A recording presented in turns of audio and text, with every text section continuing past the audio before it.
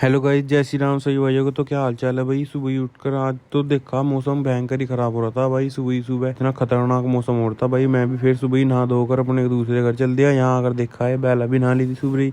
फिर मैं चले गया इसके यहाँ और क्या भाई। यहाँ आकर देखा है पता नहीं क्या कर रहे। मैंने पूछा भाई क्या हो गए हैं, कह रहे भाई पैसे खोएंगे हमारे।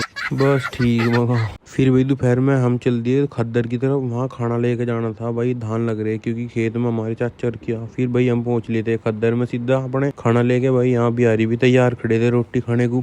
फिर क्या भाई हमारे गोलू भाई ने फिर बिहारियों को खाना निकाल कर रख दिया यहाँ से। और मौसम देखो भाई साहब क्या खतरनाक हो रहा, बारिश हो रही बहुत। फिर आएंगे बिहारी। यहाँ देखो भाई साहब जुगाड़ी आदमी आए। बीड़ी देखो कैसे बना रहे अपनी, पत्तों से बना रहे बीड़ी भी पत्तों से।